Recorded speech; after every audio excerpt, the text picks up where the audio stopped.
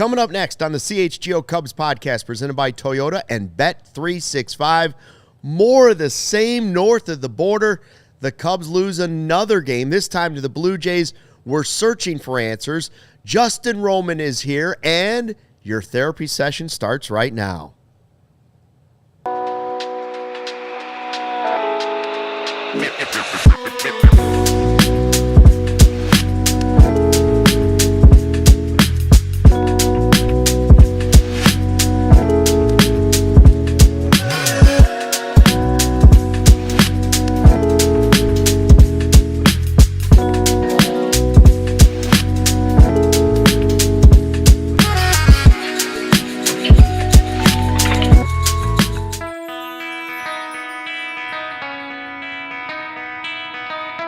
Hey, Chicago, what do you say? It's the CHGO Cubs podcast driven by Toyota. Let's go places and Bet365. Whatever the moment, it's never ordinary. Use the code CHGO365 at sign up. 5-1 Blue Jays up in Toronto.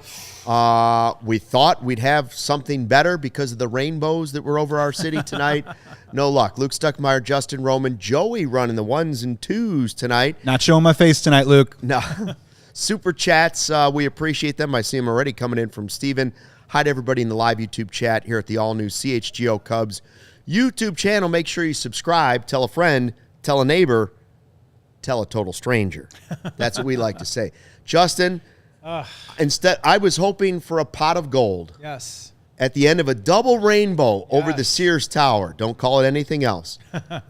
Instead, what we got was another dud from the Cubs offense. The only positive tonight was that your wife made some terrific chocolate brownies with caramel on top. Shout out to Kenzie. Salted caramel brownies. Oh, man. Homemade caramel. That's the highlight of the night. The rest of it, we will discuss for the next hour. Yeah, the fact you're kicking off our podcast with my wife's brownies shows They deserve it. What we were watching for the past 2.5 hours. It's more of the same. It's an offense that is cold and kind of boring, and it shouldn't be that way because you do have great hitters up and down this lineup, although I don't know where they are.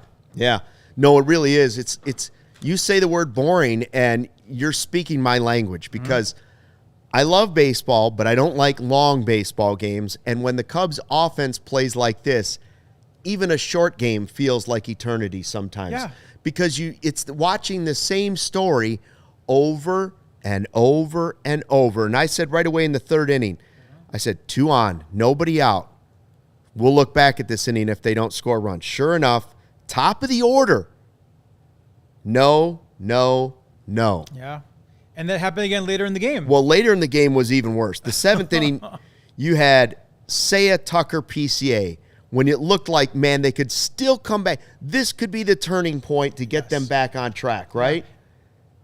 Nothing. Seiya strikeout, Tucker a dribbler to third, PCA strikeout. We couldn't even get it out of the infield. If you think about it, like the game's on the line, I think it was 4-1 at that point. Yeah. We had runners on first and second, and you have literally 3 of our best hitters coming up, Seiya, Tucker, and PCA. And you're talking about 2 of those guys didn't even make contact, and one guy hits a dribbler to third. I mean, it's pathetic. It's pathetic. And I have not lost hope. If you know anything about me, I am the eternal optimist. And we will talk about my optimistic ways and my optimistic visions in a little bit. But today was pathetic. And you say boring. You even watching the TV with you guys, you know, some of those innings were just so like, what are we doing? Like it came and went. Nothing exciting happened. And the few times there was excitement, we could not get that big hit. Yeah, can we at least get a foul ball like right down the line where it looks like somebody hit it into the second deck? We can't even get that. Yeah. And the juxtaposition of watching the Brewers right after the Cubs had that their big 3 up and couldn't score another run. Yep. I look down at my phone. It's already 6-0 Brewers, and the juxtaposition is the Brewers have the bases loaded, nobody out. I look at Justin. I said, "You watch the difference here." 6-run inning for the Brewers. Yeah. Andrew freaking Vaughn with a 3-run home run. Like, what is going on here? Way to set the tone for a series, right? If you're the Milwaukee Brewers. What's really starting to grind my gears about the Chicago Cubs is all season long, right? What have we been at least patting them on the back for? Is not these long winning streaks, right? We've been patting them on the back for winning series. Yeah. Well, go back just last month. Let me lay out the greatest hits of some of these duds recently. July 8th, 8-1 loss to the Twins. July 11th, 11-0 loss to the Yankees. July 21st, 12-4 loss to the Royals. July 28th, 8-4 loss to the Brewers. August 4th, 3-2 loss to the Reds. August 8th, 5-0 loss to the Cards. And now another series opener dud where they're behind the 8-ball. And if they want to get it back into, let's start winning some series again, starting off these series like this is not the Cubs that we knew in the first half, and that's the part that's really gone astray. Tonight could have been a really, really good jump off for us because Paul Skeens was facing the Brewers up in Milwaukee. So you thought, okay, maybe the Pirates are going to steal one of these games in Milwaukee, and if we could take care of business in Toronto, and like both things didn't happen. Like Skeens got rocked, and the Cubs got rocked, and it's just like, well, now we're 7.5 games out of first place, correct? Yeah. I mean, it's Luke, we talked about it earlier. At what point, or are we there yet? Are we like, okay, forget the division. Our sole focus right now should be on the wild card. Are we there? We're there. We're there? We're there. This division's over. You think so? Yeah, I do. I mean, I don't.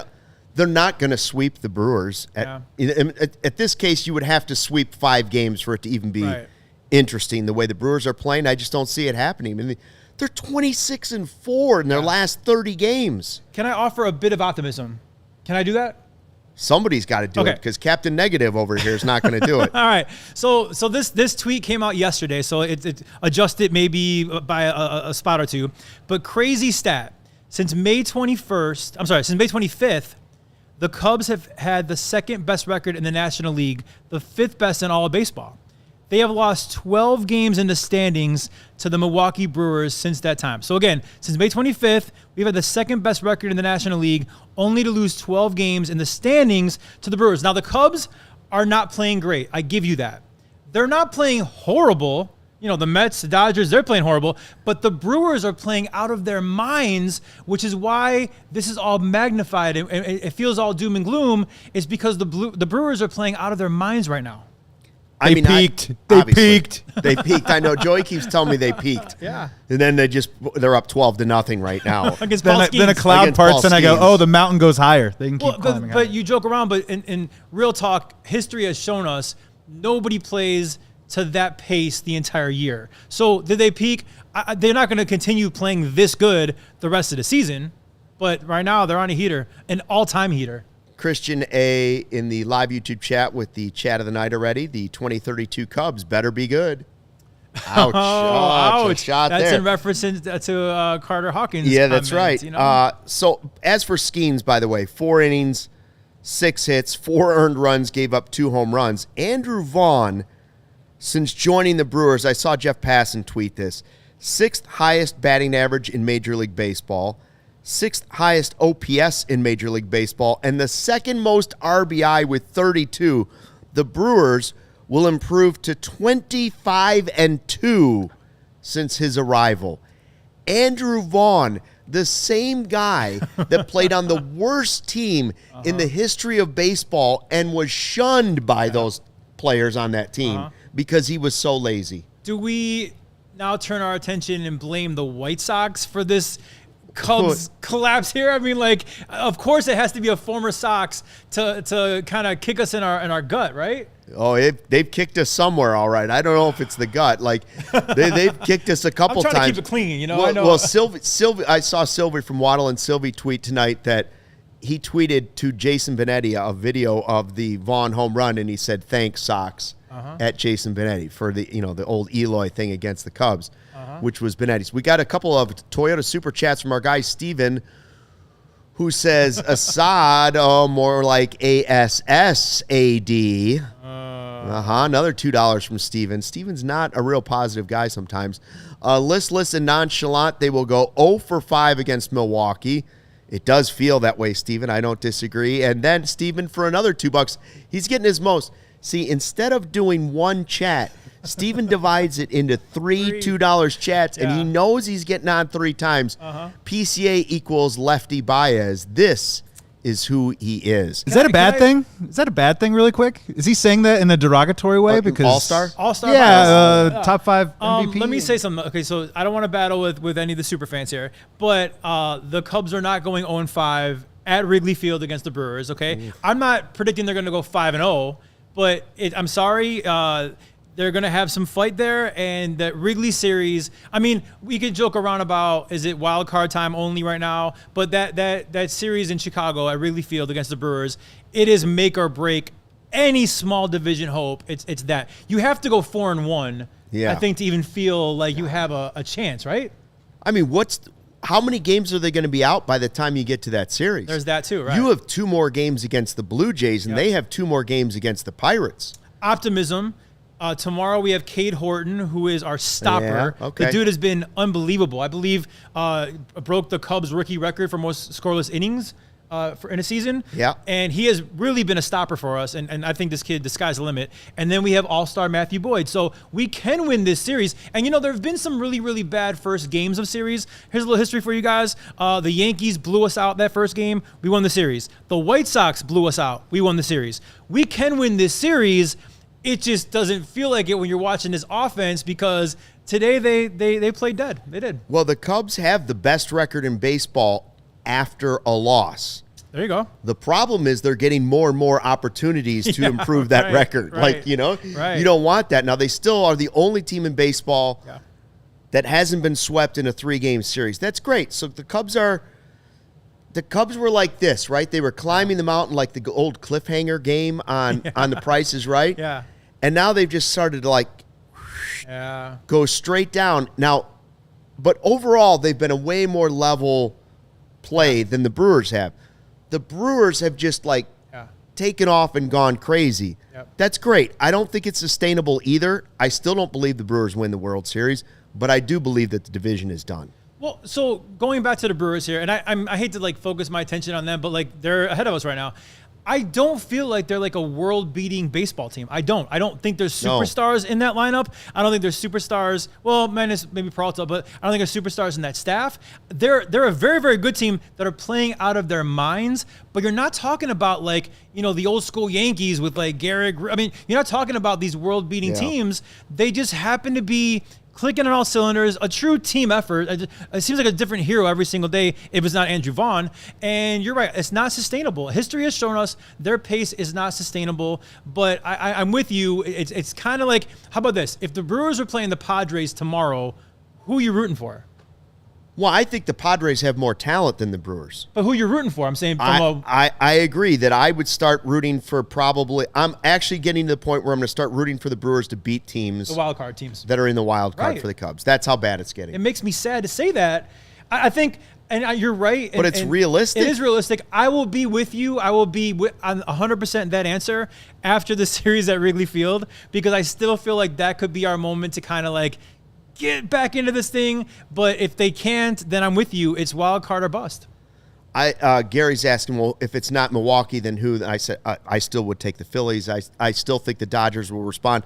I just don't believe the Brewers will be playing this type of baseball by the time the postseason gets here because I don't think that's sustainable. They might be playing good baseball, but they're not going to be playing baseball like they are right now. Andrew Vaughn's not going to be Mr. October like Reggie Jackson back in the day. I mean, right? He's got to somehow come back to earth. 25-2 since his arrival? Crazy. I mean, if the White Sox would have said to the Cubs, how would you like Andrew Vaughn? I would have said, how would you like a box of popcorn? Right. Right, and now you're like, Chris Getz didn't get anything for Andrew Vaughn. Right. Let one slip through the door when I promise you that his career was going nowhere but down. And now all of a sudden he is Reggie Jackson incarnate. It's pretty incredible. It is. It's sad, but again, guys, baseball seasons are long for a reason. I like this positivity. I mean, this is who I am. This is who, love me or hate me, it's who I am. Baseball seasons are long for a reason. It's a marathon, not a sprint. We are in a bad stretch of Cubs baseball, but the Dodgers are in a worse stretch. The Mets are in a worse stretch. And, they would kill to be in our stretch right now. Okay? It's just being magnified because the Brewers are playing out of their minds. Justin Roman, there he is. He is our baseball rainbow that we saw all over the city tonight. Yeah, that's who I am. Hopefully, a pot of gold at the end. Rainbow Roman. We're going to talk about, Owen Casey, what solutions do the Cubs have? We'll talk about that. You tell us in the live YouTube chat. But first, a word from our sponsors. At Toyota's national sales event, they've got a long lineup of vehicles for summer fun. 4Runner, an off-road icon. Tundra hauls it all with its twin-turbo engine. The Tacoma takes adventure straight to the top, and if you want to ride with sizzling hot style and efficiency, the all-hybrid Camry is revving and ready to ride. Visit your local Chicagoland Toyota dealer or Toyota.com today. Toyota, let's go places. What a time it is to be a CHGO diehard. We've got events here at CHGO Cubs, plus with the Bears. Guys getting all ramped up right now. Get access to our exclusive written content, a free t-shirt, plenty of discounts on future merch and events, plus access to the CHGO Discord Lounge where the conversation never stops. Go to allchgo.com for the latest information on how you can join the thousands of diehards already in our community. We can't wait to connect with you on an even greater level. Man, this summer is hot. Four Seasons Heating, Air Conditioning, and Plumbing and Electric has been serving the area for over 50 years. Is your air conditioning up for the challenge of this heat? Now's the time to get your air conditioning checked out, and Four Seasons experts are ready to help you with an AC installation, maintenance, and repair. Just because you got to sweat out these Cubs games doesn't mean you have to sweat it out in your house. Save up to $4,000 on new comfort systems with Four Seasons. New AC units from $39 a month to AC furnace combos from $57 a month. Call 866-4SEASONS, your trusted local experts. Four Seasons Heating, Air Conditioning, Plumbing, and Electric. Visit FourSeasonsHeatingCooling.com for all their special offers and money-saving coupons. That's Four Seasons heatingcooling.com. Tell you what, my air conditioning's been making a loud noise lately. I don't know what to do about it. Yes, I do. I'm going to call Four Seasons.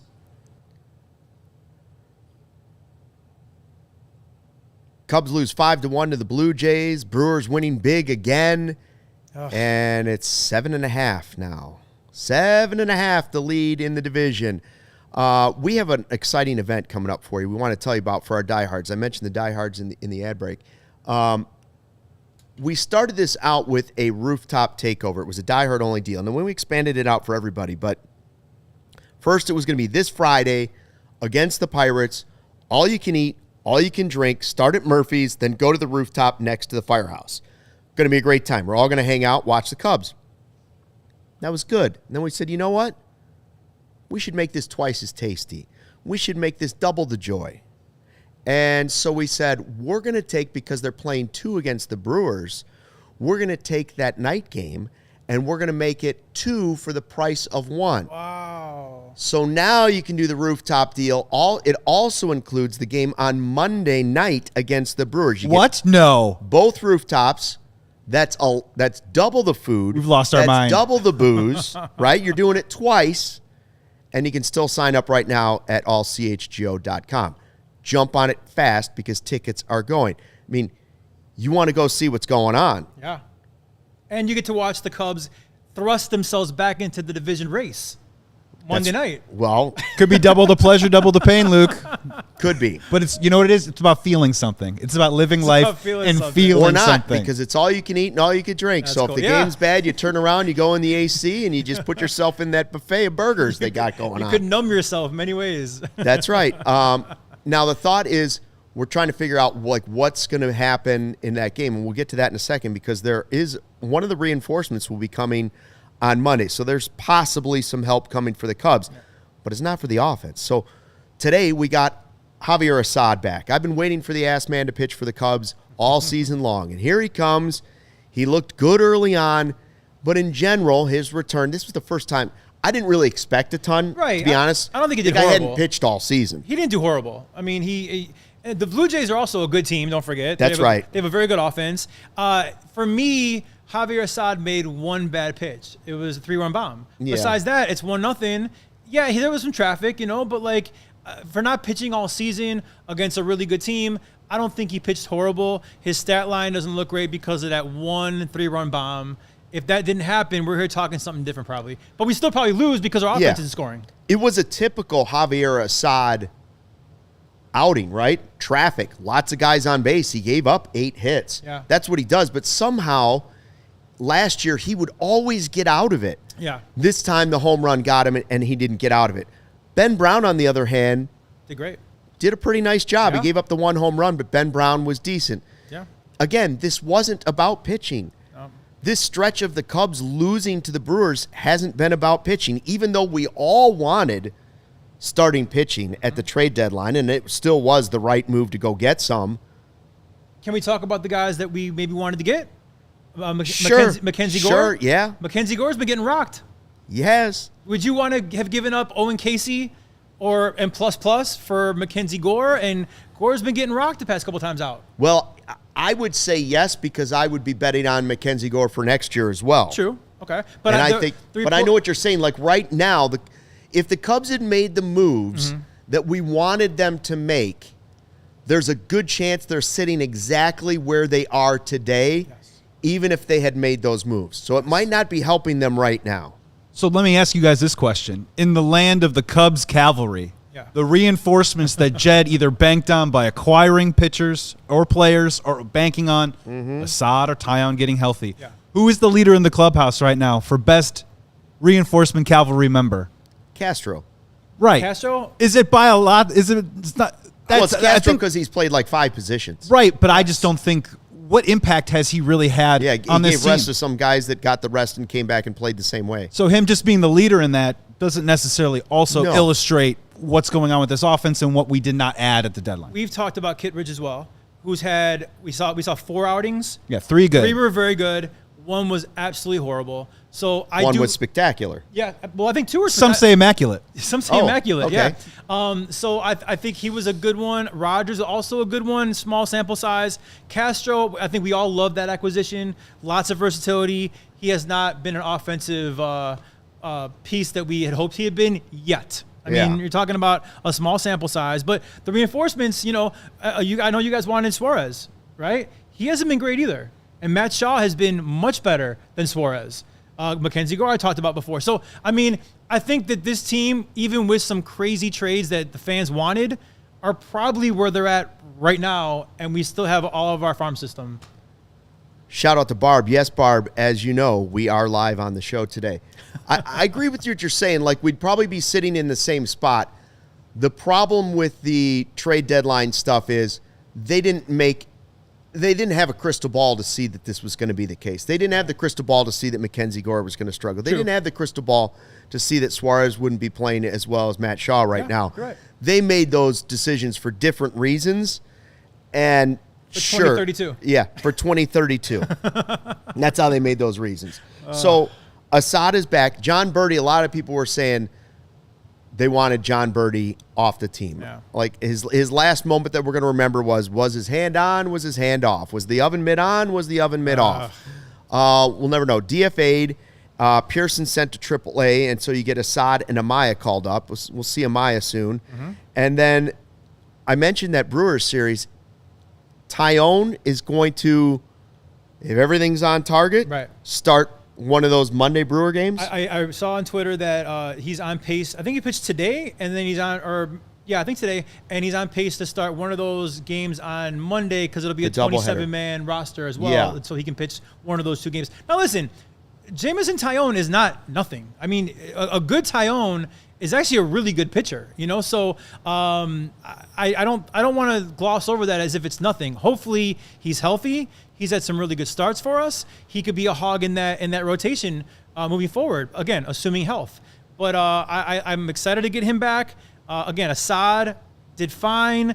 I would imagine he's going to get better with more starts under his belt, or who knows? But it's not the pitching. The pitching is not the problem on this team right now. It is that cold, stagnant offense. I mean, to be honest, if the Cubs were acquiring Jameson Taillon at the trade deadline, he would have been the biggest name they would have acquired. Absolutely. That's not even close, right? Yep. I saw somebody in the chat mention, hey, the Brewers made one move at the deadline and they're undefeated since. Yeah, and it's like they're playing unbelievable baseball. We know that. And my argument for the Cubs being able to make moves is the Brewers can't afford to do that. Right. Because they can't go in the offseason then and spend and replace the prospects. They just have to keep developing prospects and moving guys in and out and letting guys move on when they get too expensive. The Cubs can do the opposite. Right. That's where they have the advantage over the whole division. Can I bring up something? So baseball is very much a mental game. Can we Yeah, agree on that? 100%. Did you see the Anthony Rizzo? I know CHGO Cubs podcast is the only podcast we should be listening to. Right. But did you see Anthony Rizzo was it Johnny Manziel's podcast? Yes. And he said in 2016, when the front office went out, all chips in, and they got Aroldis Chapman, they felt like they were invincible. Like this front office believes in us. There's nothing we can't do. And then he said there were years after that when the front office did not go all in. And he said the clubhouse kind of felt defeated. And is there some of that going on this year where, the front office did not go all in? We could fight over which acquisitions, but is there some of that, like, Jed and the boys didn't go all in? Are we feeling the effects of kind of like a trade deadline hangover right now? I think it's very possible that there's some of that. Yeah. There's no way the players in that clubhouse didn't expect bigger moves than what happened. I agree. There's no way. And you see the frustration. Tonight's the first time, and I'm actually glad I saw it. I know this is a meatball take, but I'm glad I finally saw the frustration from Kyle Tucker. Yeah, I agree. I'm glad I saw him chuck his helmet in disgust. He's the Kyle Hendricks of offensive players, He is, right? Like, man, yeah. He's totally under control, and I like that about him. But I also like knowing that heartbeat is pounding underneath there, so that when I saw him chuck the helmet, I was like, okay, he's feeling what we're feeling. Yeah. Don't be mad at the guy. He's as frustrated as anybody. And, of course, the opposite is true of PCA. He throws his bat every single time. Right. Every time he doesn't get a hit, he's throwing his bat. Yeah. Well, tonight was pick your poison, though, too. And I get that from Kyle Tucker's perspective is, for a Cubs fan, what makes you more frustrated right now? The fact that they stranded 10 runners, they did have guys on base, or the fact that, let's be honest, they didn't really hit the ball very hard all night long. Right. And that's been Kyle Tucker's problem is he's not barreling up the baseball in that one particular play where he just kind of skewed it to third base. Yeah. I mean, it's frustrating to not just hit the ball hard. It's also frustrating to not execute at all. It's happening all at the same time. So Kyle Tucker, who I, again, love, I think is a great player. I was so excited when we traded for him. Are we dealing with an injury we don't know about? Are we dealing with the pressure of a free agency coming up in the offseason, big contract, everyone's talking about $500 million or whatever. Are we dealing with pressure, an injury, just elongated slump? I mean, what is it with Kyle Tucker? I still believe in the guy. I think he's a phenomenal player, but what is it right now? I don't know. Joey and I said this yesterday. If it's an injury, then he's got to sit down. Yes. He has to do what Dansby Swanson should have done last year. Yeah. Agreed. For the better of the team, you've got to sit down and let Owen Casey or whoever it is come up and play. Owen Casey hit another home run today. Is he the answer? I don't know. I mean, I don't know. His strikeout rate is high, but he also has 22 home runs at AAA, and it wouldn't hurt to have somebody that's hitting home runs right now. At this point, I feel like, we've gotten to a point where we're like, around 500 since the break, where you kind of do need a jolt in the offense. Because what we watched today, I mean, listen, Council's watching that, Hoyer's watching that. It was very lifeless offensively. And so, Owen Casey, he is tearing up the minors, and, maybe Tucker sits down a little bit. Maybe Suzuki's looked pretty bad too. Maybe Suzuki takes a day off, and Casey can kind of play almost every day while you're resting some of these regulars, and maybe, just maybe, the youth will kind of like give you a jolt that you need. Yeah, and the question is, will he play enough? Does that bother you? Would that stunt his growth as a player? Really, are we going to talk about 6-7 weeks stunting the growth of a player? Right. My answer is no. Well, my answer is no. Like, if he comes up and doesn't play every day for a short stretch of time, I don't think it's that big of a deal. And I would think a bigger problem might be bringing him up and saying what you're talking about. Hey, you're DH today. Hey, you're right field today. Hey, you're left field today. The Alexander Canario situation of you bring a guy up and that's a lot to three throw on him. at-bats in I'd 10 rather days. be like, dude, you're playing this position. Tucker's going to sit for a week. yeah. Or Seiya's going to sit for a week and get it straight, and this is what's going to happen. I don't know that they're at that point. September call-ups are a real thing, right? So Yeah. we're in the middle of August right now. Right, So that's what I'm saying. Bringing It's him up not- a little early, but he could help this team right now get out of their funk. Yeah. What's the harm? Okay, you could say, stunning his development, but like, I believe in this guy's talent. Like, why not bring that talent to the north side of Chicago? If he was so untradeable, maybe you should play him. Agreed. That's what people are starting to say on the street. Tell us what you think in the live YouTube chat as we head to a timeout for our sponsors here at CHGO.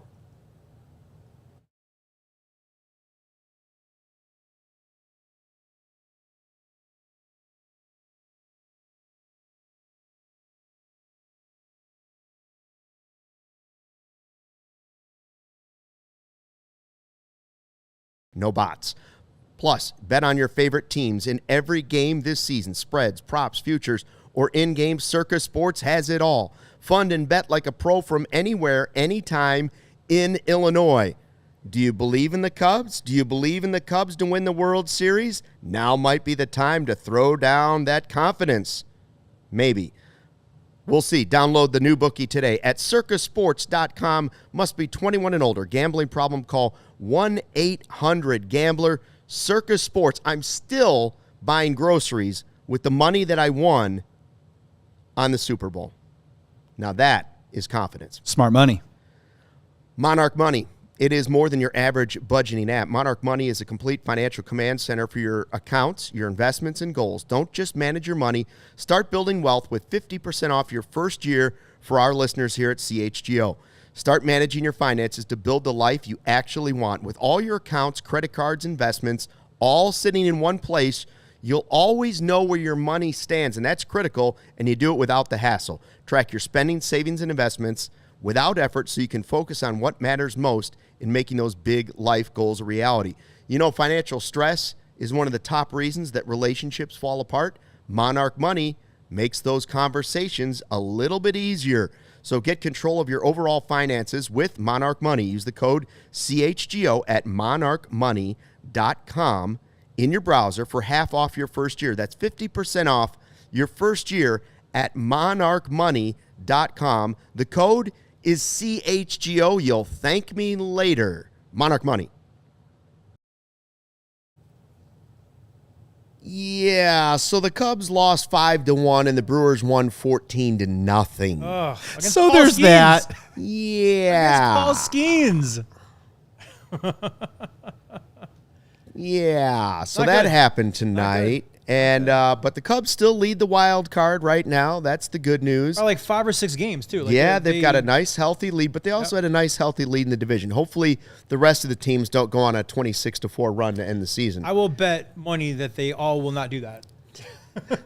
Yeah, I would like to think so too.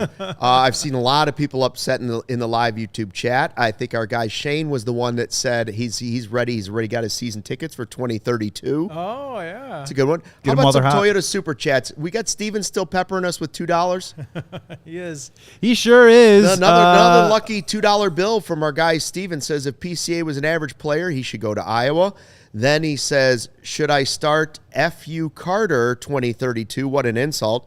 And then Steven, Council Cubs marriage is not going to end well. I saw somebody, a Brewers fan, was in here and said, listen, when Murphy was named manager of the year, that lit our hair on fire. That's what set us off. That's what's got us going.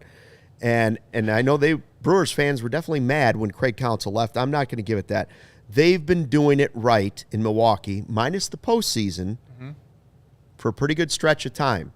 It is a bit weird though that, you know, Counsell was their guy. We got Counsell, and the Brewers have just continued to beat us. No, there's no question about it. You know, how much did Counsell? How much was that Counsell? How much was it Pat Murphy? I got a buddy. How much of it's the player development? Right, the whole organization. I got a buddy who, when the announcement came that we got Craig Counsell last year, he's like, "Oh my God, I hope they bring Pat Murphy."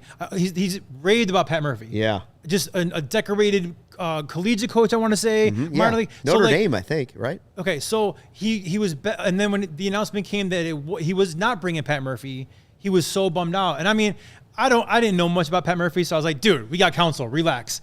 Now let me revisit that. Yeah, Pat Murphy is clearly doing something right with an organization that is doing something right.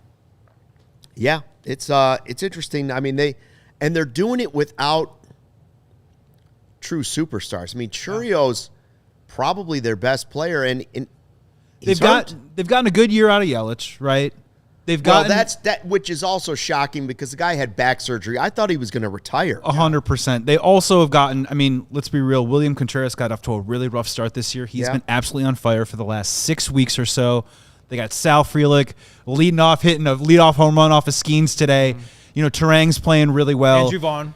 And of course Andrew Vaughn. So I mean, it's definitely taken a village from them, but they're not built that dissimilar from the Chicago Cubs, where they're built on speed and defense. They just don't have quite the same power profile they do in the middle of the lineup. Oh, by the way, that's the one thing right now that the Cubs aren't getting is that power.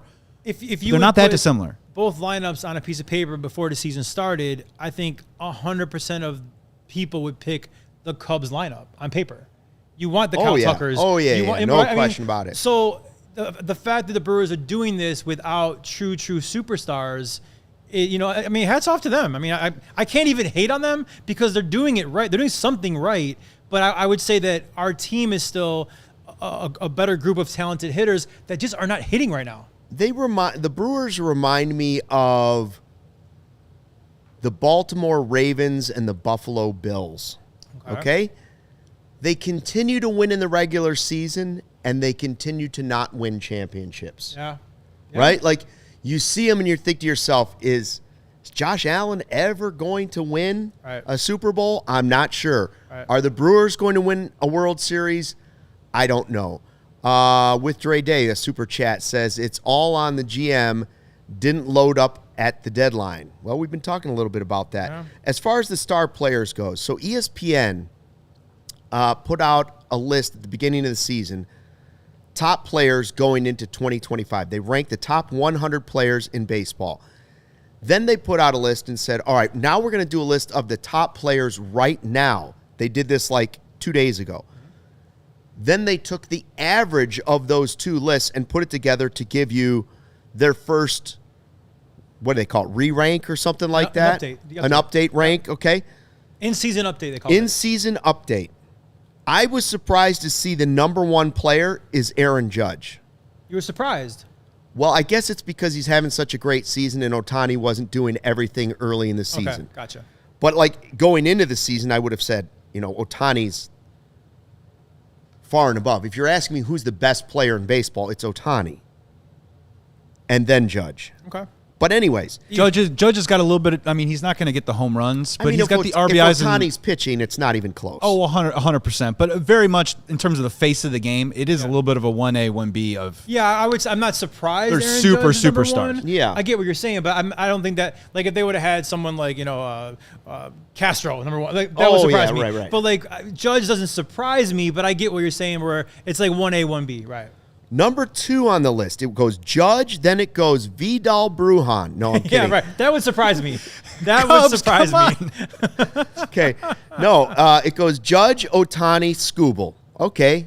So the first pitcher off the list is Skubal. Then it goes Cal Raleigh, the big thumper. Mm-hmm. And then Bobby Witt, who has had a good season but not as good. Now, so I'm guessing that the preseason ranking was so high. He might have been number 1. Right. Or number 2, so his preseason ranking lifts him up a little bit. Then at number 6, Paul Skeens, who just got blasted by the Brewers. Blasted, right. So he's the number 2 pitcher. And who's number 7? Pete Crow Armstrong still. PCA. Now, you have to realize that if you're combining the average of those two lists, PCA is not even on the top 100. Right? He's not a top 100 player going into the season. Going into the year. At the beginning of the season, not top 100. And the fact that they updated this list a couple days ago does show you the season that PCA is having over the entire season. Oh, on paper, it's still spectacular. Right. So, I've seen a lot of people in the chat right now about PCA, but like, yeah, he's slumping. He's in a bad stretch right now, for sure. But that's how good he was early on, that his numbers are still good and superstar level for ESPN to have him number 7 on their updated in-season list. Then it goes Jose Ramirez, Zach Wheeler, Garrett Crochet. Now, Crochet makes me mad because the Cubs could have signed him. Yeah. Cubs could have added Crochet. Yeah. Then number 11. This will surprise people in the chat because a lot of people have turned face on this guy. Kyle Tucker. Number 11. Tucker's still number 11. 18 home runs, right? Mm-hmm. And you're looking at it and you're saying, man, Tyler says ESPN is a joke. This is like 7. I think they took 17 of their baseball writers and said, from what you guys have seen, give us the two lists and then we'll combine it up. Kyle Tucker's number 11, so he just misses the top 10. So the Cubs almost had 2 top 10 guys. Yeah. And it goes back to what you're saying. Like, they're still playing as one of the best teams in the National League. second most runs scored in all baseball, something like that. Yes. And Cal Tucker, we looked over his OPS plus, right? Wasn't it like one? It was crazy high. We were surprised at how high it was because again, you're looking at his past couple weeks. It's not been good. Over the season, though, it has been great. Mm-hmm. But and it's in a Cub fan's nature. The sky is falling. The sky is falling. Look at that stat I read you earlier. Since May 25th, we have the second best record in the National League. It doesn't feel that way tonight. It doesn't feel that way this week. But facts are facts and numbers don't lie. It has been a bad stretch. Yes, it could be worse, and it's going to get better. Gamer says PCA had a good 3 months. That's it. But the end of last season, you have to add that in too. Like, it's not just a tiny sample size. Matthew Boyd, by the way, number 47. The Cubs have 3 players in the top 100 of ESPN's list for players right now. 50. Top 50. Top 50, I'm sorry. 3 players in the top 50. How many do the Brewers have? 0. That's incredible. That goes to my point of That's incredible. They don't have the superstars on that team, which is making what they're doing that much more impressive. I will say the compliment I'll give to the Brewers, this whole thing is 1,000% a team effort for them. I mean, there's a different hero every single game, and because there's no quote-unquote superstars on that team, it is truly a team effort. Everybody's contributing, and unfortunately for the Cubs right now, it seems like nobody's contributing offensively. Really quick. Freddie Peralta not on the top 50 though, and Matt Chapman does make the top 50. Yeah, It's easy there's some disagreements there. 100%. Yeah, I agree. I disagree with some of it. Bootzilla just had a comment here. Tucker's been stuck on 18. PCA stuck on 27 homers since the turn of the century. I agree. Like, yeah. It feels bad. It feels like I can't even say like this is a small sample size anymore. It's been a long stretch. Mm-hmm. The Cubs played so great. That's why they're at the place they're at. Yeah. They've been a 500 team with a horrible offense for what feels like 2 months now. Well, the beauty of baseball is there's about 50 games-ish left? 45. 45, entering tonight, so 44 now. Okay, so 44 games left in this season. I mean, that's a lot of baseball. And, okay, looking at the chat, I agree that nobody agrees with me at all about they have still a slight chance at the division. If you feel that way, I understand why you feel that way. But we are still about 5 or 6 games up in the wild card. So this team is not all doom and gloom. It's been bad the past couple weeks, 1,000%. But because baseball is long, because it's a marathon, not a sprint, we are still in a very good position playoff-wise. And, everyone just breathe a little bit. We can still win this series. And then we got the Pirates coming home. So, it can turn like that. I would love to see tomorrow 2 things. Cade Horton pitching a gem, which he's been doing. And 2, I would love to see one of those, 9-0 games or 10-4 games. Show me something offensively that you got a pulse. I would love to see those 2 things tomorrow and then win the series, and then I'll feel good coming home against the Pirates. Yeah, Justin, I said on yesterday's show, I think this was game 1 of an 11-game stretch that I'm giving myself as a Cubs fan to still think about the division. Okay. This series, the Pirates, and then obviously the 5-game, the team that's in front of you, the Brewers, the 5-game. They keep playing series like this. It's obviously not going to go very far, for sure. But in this stretch right now, I mean, I'm still hanging on by a thread. I'm still hanging on by a tiny little thread. Only because you've seen what the Brewers have done. And, there are teams that go on heaters. I'm not predicting that we're going on one, but it's possible. And I will say, Marquis tweeted out, I think it was yesterday, the Cubs have the 2nd or 3rd easiest schedule the rest of the season. So there are things that hang your hat on and still hope for. I'm not predicting the division at all, but I am saying as of right now, we're in a great spot with the wild card, which means there will be postseason baseball in Wrigley Field. The only thing I will say is if Tucker doesn't hit the rest of the way, if Seiya doesn't hit the rest of the way, if Bush doesn't hit the rest of the way, if PCA doesn't hit the rest of the way, they will not win the wild card. Oh, you're right. Right? If those guys don't turn that offense around, they're going nowhere. But you've seen a body of work from Tucker and Seiya and PCA to an extent too, because second half of last season was great too. So you've seen the body of work. I am confident that those guys aren't just they forgot how to hit. I still think if I had to say who's the guy that is the key to turning around, it's still Tucker. I agree. It's still Tucker. Tucker impacts Seiya. I think Tucker impacts PCA. Yeah. I think he impacts the whole lineup. Yeah. That's why I'm terrified that they're just going to let him go, and people are saying, like, he's not worth it, yada, yada, yada. Maybe the prices come down. Do you have that comparison that we had? I do. And real quick, I got a cosmetic question for you while we pull it up. Oh, is this about the makeup I used to wear for TV? And, you know what? I want to know what your foundation I was is. a Mac C4, actually. Tell me what your secrets are. I finally got you cornered in front of a microphone. Okay. I think Justin brought up an interesting point where he's like, he wants to see Cade Horton throw a gem tomorrow. So my question for you, Luke, is cosmetically, what would a Chicago Cubs win look like to you that you think would start turning this thing around? Because I would actually go the other way. I kind of want the Cubs to win a game like 9-8.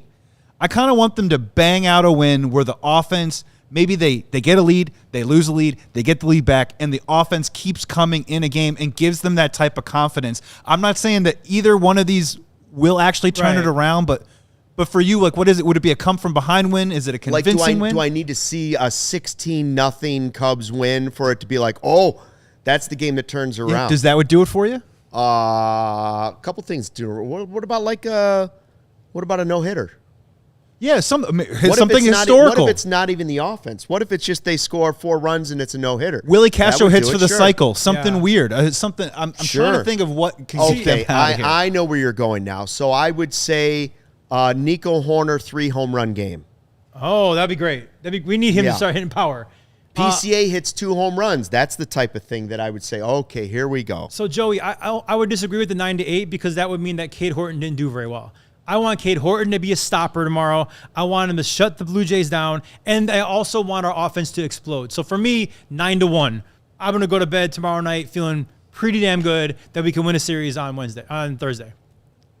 I hope so. Me too. You know, man. we were talking about Tucker and how his numbers have been sliding, as we were just saying in the chat. Like 18 homers has been sitting there forever.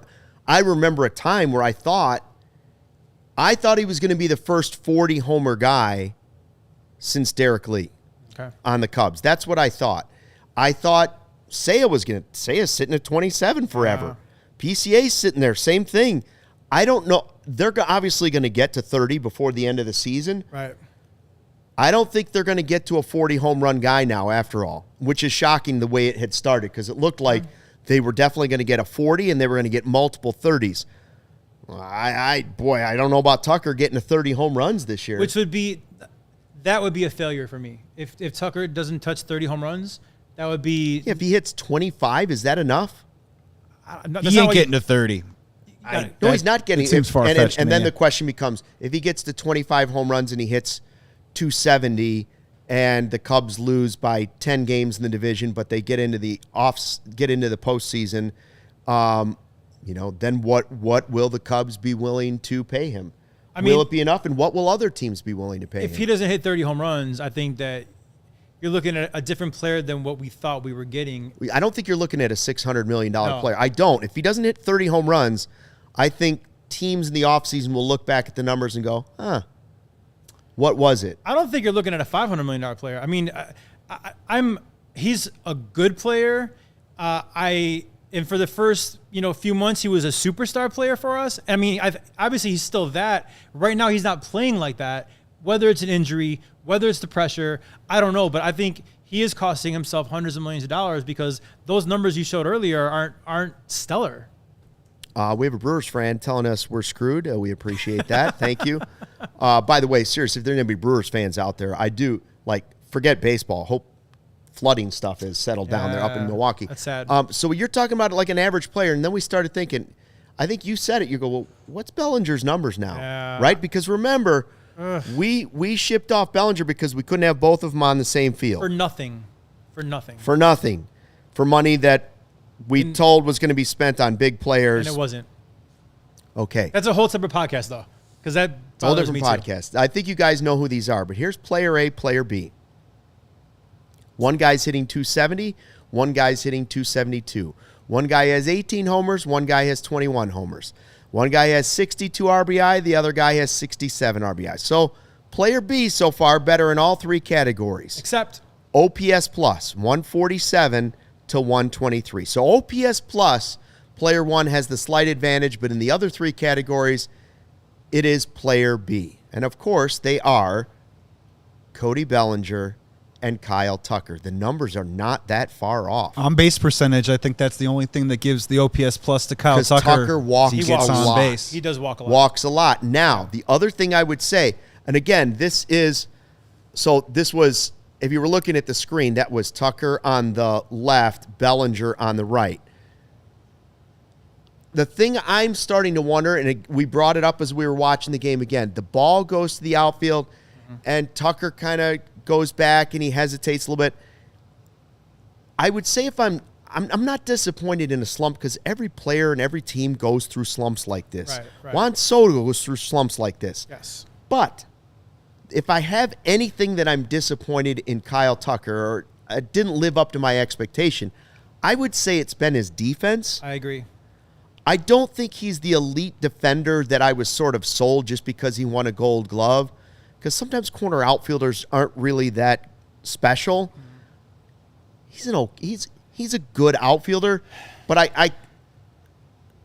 I felt better with Jason defensively. Jason Hayward was a way better right fielder than Kyle Tucker. He showed you why he was a Gold Glove right fielder, 1,000%. Yes. Cody Bellinger, I feel like the guy could play center field. I think Cody Bellinger's a better right fielder. And he showed you day in and day out what a great defender he was. I'm with you. Kyle Tucker came over here with a Gold Glove, and I was told he was a great right fielder defensively. And today's game, that ball that was hit off the wall, I felt like he played it really poorly. There was a play earlier in the year, you may remember this, where it was almost like the game was on the line, and it seemed like to me he was kind of jogging versus like running as hard as he could. I have not been impressed with his defense. Now, again, I think he's a great player. I think he will turn it around and hopefully end the season strong. But defensively, you're right. My eye test is showing me that Cody Bellinger is a better defender than Kyle Tucker. Justin Roman. That's Justin Roman right there. And I don't disagree with you. I think Kyle Tucker may not be as good a defender as Cody Bellinger. And offensively, the numbers have been close. Somebody in the chat mentions, hey, the short porch at Yankee Stadium certainly helps him. Yeah, certainly a couple. And I would say Wrigley Field, with the wind blowing in, has hurt Kyle a few times as well. Oh, Justin, don't start with me in this wind blowing in stuff. I'm just saying. Kyle Tucker has hit the ball hard. I've been at multiple games. Loved your wife's chocolate salted caramel brownies. We were doing so well, today. Justin. I've been to multiple games. Let's not discuss the wind blowing in at Wrigley. Seen literally a few of his been knocked down. Bottom line is that they aren't. I thought we were going to get huge separation between the two players this year, and those stats we pulled up, minus the OPS plus, they're very similar. And actually, Cody's probably playing a bit better than Kyle in some of those stats, and we kind of think is a better defender as well. Yeah, I mean, I still want them to. Again, I think Kyle Tucker's struggle has impacted the entire lineup. Yeah. And I'm not giving that excuse to Seiya and PCA and Bush and everybody else, but I think it's sort of a trickle-down effect for different guys. That's how important I think he is in the offseason. Yeah. I don't know so that's why I'm torn on the whole sit him. If he's hurt, he does need to sit. Yes. But if he's not hurt, then I don't know that I'm giving those. I'm not giving those bats to Owen Casey. Like, I understand that part of it because I'm also a person that disagreed with the fact that Justin Turner should come in for PCA when one guy was in an MVP conversation, and you got to hope that you're not going anywhere if PCA and Tucker and Seiya don't break out of it. Yes, agreed. So you got to give them every opportunity to do it. You have to. I agree. In that way, David Ross style, you do have to ride with the guys that got you here. That's the problem. Yes. I'm not saying don't look for your Andrew Vaughn spark, but that's not the most likely way for this team to turn it around. I would say, and I agree with you about Kyle Tucker is the most important part of this lineup to kind of turn it around, but I would say a very close second is PCA because he's a spark plug in every facet of his offensive game. The power is there. He causes havoc on the bases, and it just makes things happen. So you're right. Kyle Tucker, he is the bigger superstar, if you will, as of right now. But, man, for me, I need PCA to start clicking on all cylinders because when that guy is right, there's nobody better to create havoc and just change a game with his power and his legs. And I need the old PCA back. I really do. I mean, I just pulled up the box score because I thought I was right when I went to look at this. In addition to the fact that this offense had nothing going on, had so many opportunities, they let a pitcher off the hook that walked 4 guys. Oh, man. 4 guys, and they couldn't get a run. They were struggling to get a run, and he walked 4 guys. He wasn't great. He was all over the place. The Cubs finished with 4 hits. 1 for Bush, 1 for Carson Kelly, 1 for Dansby Swanson, and 1 for Willie Castro. Scattered throughout the lineup, they got 4 single hits. That's nothing. It is nothing in today's baseball game.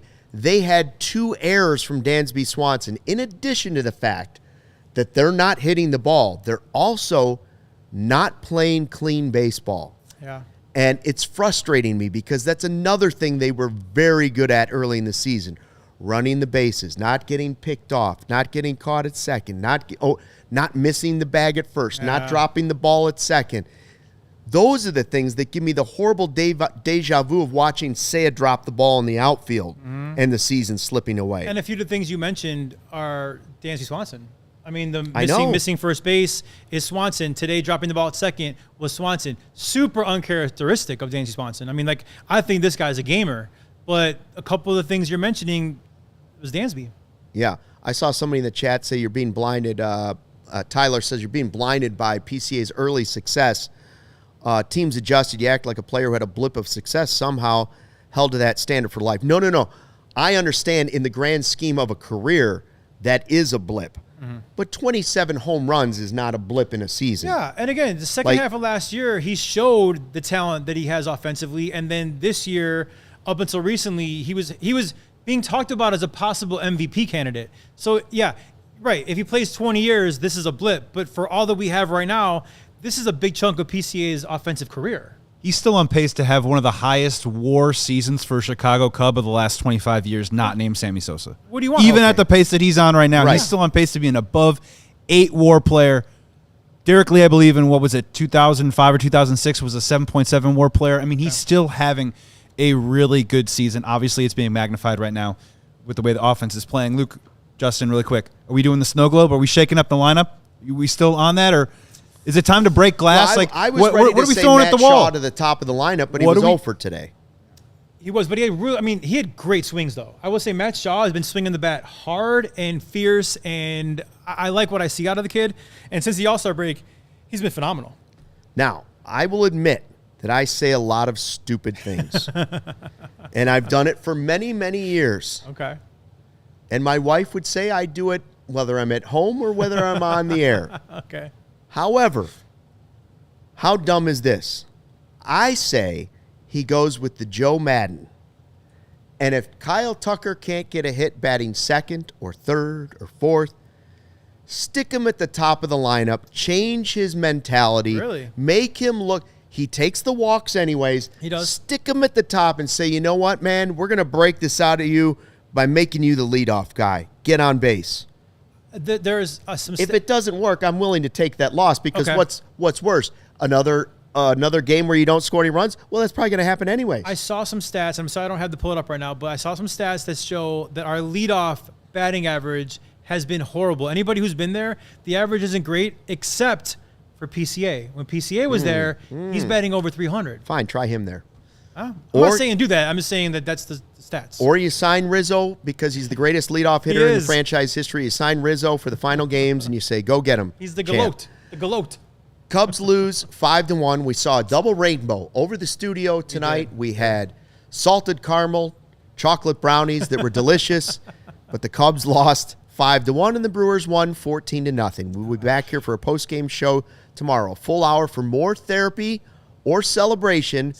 We hope you'll join us. Thanks to Justin Roman for jumping in. Thanks to Joey for running the 1s and 2s. And we'll see you tomorrow night after the game. Until then, thanks for watching.